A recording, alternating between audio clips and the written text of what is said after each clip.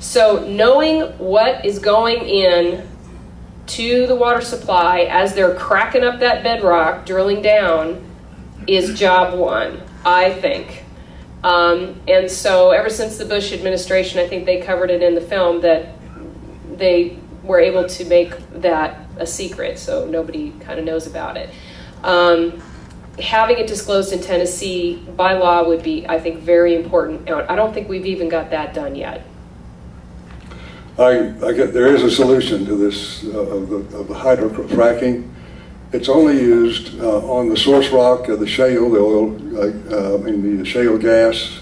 And I look at the Tennessee geologic map and talk with the guys there, and there are outcrops where the Chattanooga, which is that's the Devonian age rock, that's a source rock for all these other fields.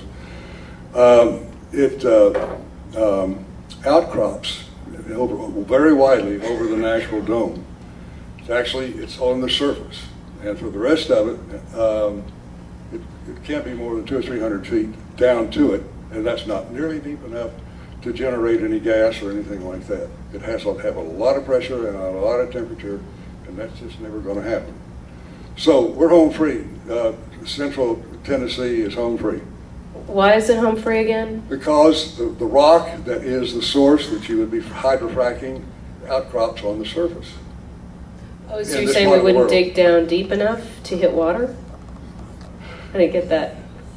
No, it could. The Chattanooga, I'm sure it's fractured enough that it could imbibe water and act as an aquifer, but the thing is, and I don't seem to be able to convey it, is that if it's outcropping on the surface, it can't produce gas. So why would you drill if you knew you couldn't produce gas?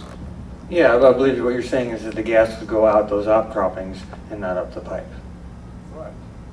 Well, when you have a group of people that decide to be part of a society, you have to have laws. And one of the main reasons we have laws is to prevent nuisances. And these are the common laws that were developed through monarchies in Europe, where our ancestors lived, and also in the Indian tribes that lived in America. And we use laws to protect ourselves from our neighbors. It's all right to do what you want to do as long as it doesn't bother somebody else. This is like a truth in the Bible. And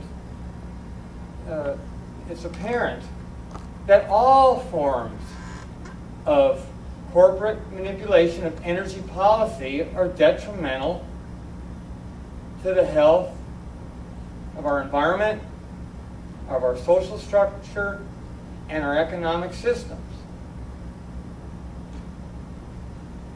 We all know what to do. We need to do as little as possible. We need to get our sustenance locally. We need to generate our electricity from the sun and renewable resources. We need to turn the dang lights down. There's too many lights on right now. There's too much air conditioning on. We can just live with less. We all know that. Our job is to get some laws going that help protect people, but not corporations. As soon as a corporation is suable like a person, a lot of troubles will disappear. Came here in 1974, and there was a man with a 1973 Cadillac. Have you ever seen one of those? It's like a block long. And he got 100 miles per gallon on a carbureted engine in that GM car. And he held on to his invention until he was bought out by GM. That was in 1974. So we have the ability to engineer better gas mileage and conserve and all those kinds of things. What we're facing is a shell game. If you know what a shell game is, that's good, because I can't explain it. But it has to do with what you see and what you don't see, and then where did it go when you think you saw it go somewhere.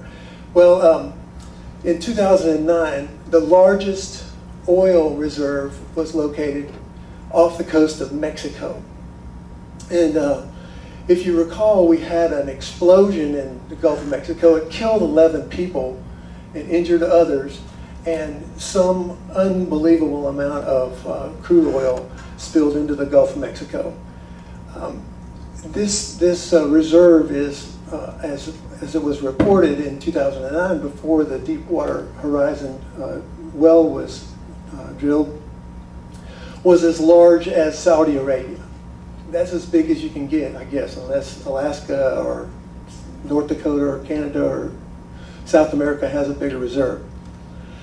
But the blowout happened not when they were producing oil, but when they were capping the well. Now, remember this.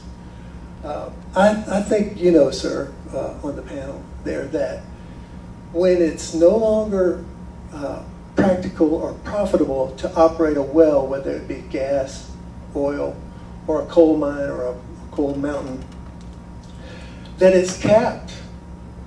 There are thousands and thousands of wells all over the world. I mean, you see all these are being drilled. I'm amazed at how many have been drilled through this fracking process recently by Halliburton and others. But the shell game is that the same companies and the same stockholders and the same multinational corporations own all of those shells, pardon the pun, but they own the coal, they own the forest, they own the mineral rights, they own the oil, they own the natural gas.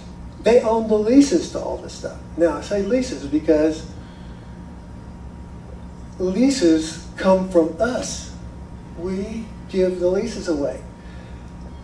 Pointed out in the film, it hasn't been discussed much, but a lot of the land where these leases are is our land.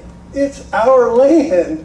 And they are taking the chemicals or the products from the land, destroying the land or just leaving it fallow, and then selling it to us at whatever price they can get from us. It's ours to begin with. So it's a shell game. And as long as, okay, let's just do this. One solution would be to take a multi-pronged approach. One is buy a share of stock in every one of these energy companies, and then participate in the stockholders meeting, either through proxy or by group, and begin to voice your opinion about what that corporation is doing to the environment, if you care about the environment, or if you care about the water. If I told you, or if it was true, that there's enough oil to last forever, and enough natural gas to last forever, and enough coal to last forever, you could give me $1 if I'm wrong, but I will tell you this: there's not enough water to last forever. Never forget that. And so the shell game is going to, sooner or later, it's going to be about water. Okay. So anyway, work on advocating through the legislative process. Get a share of stock in the corporations and show up at stockholders meetings and express yourself. Thank you. If we protect the waters, we will be living smarter, greener, sustainable. The air will be cleaner, because it is the Holy Grail.